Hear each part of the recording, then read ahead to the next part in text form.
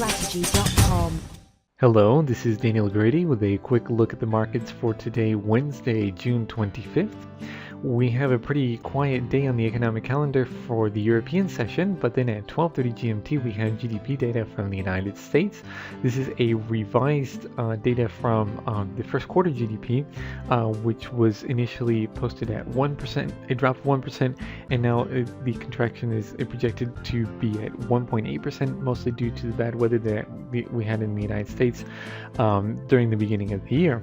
Also, at the same time, we have durable goods, transportation, and personal consumption data, which is an important indicator of the American economy, so that could generate some volatility in equities. Also at 1:45 in the afternoon GDP, we have Purchasing Managers Index Composite and Services, which also gives some insight into how the American economy is performing. That could also generate some volatility in equities if we have significant miss. Both of these data is coming out before the market open, so they would probably shape how the markets are going to perform during the American session.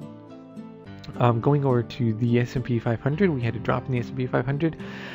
Yesterday, initially it had moved higher, but then sometime in the afternoon, about midday, we had a report from the Wall Street Journal saying that Syrian warplanes had bombed in Iraq, and this generated some concern over the escalating tensions that we have over the escalating violence that we have in Iraq.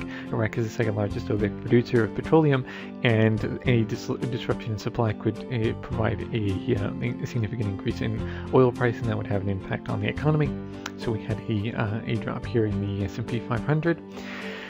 During the Asian session, Asian stocks also continue early today. Asian stocks continue to move on the downside. It's coming off of a 6-year high, so it's understandable that we have some form of correction.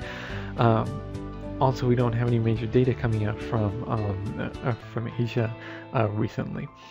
And then going into the session today, S&P 500 futures are trading down by 0.1%, which is an indication that we might be looking at, a somewhat neutral to negative outlook for the markets today. The euro is keeping above its support level, which we have at 135.80, and then we have resistance at 136.60. Also important to point out that with the geopolitical risk that we've been having, there's increased demand for the dollar, which is generating dollar strength, which we don't have that all that much reflected here, but that does put some negative pressure on this currency pair. It's better illustrated here when we have the pound. Pound had a significant move on the downside yesterday, reflecting that dollar strength. It broke through psychological support at 170. Then we have technical level here, which is the 100 Fibonacci level at 169.70, and it's just a hair below that at the moment. If it continues to move on the downside, we have support here at 169.30, or it might retrace back towards support at 170.60. Sorry, it might retrace back to resistance. Resistance here is at 170.60. The dollar yen is tracked sideways. The dollar as well as the yen are both considered relatively safe haven assets, so the dollar strength wasn't all that is well reflected here in the yen, keeping above support at 101.75, resistance 102.25, as it has been the tonic for the last several weeks. And then finally we have gold here. With a risk-off environment, we would understand a interest in the price of gold. That increase in price in gold is somewhat offset by the increasing strength in the dollar, so we don't have all that much change in the actual price of gold.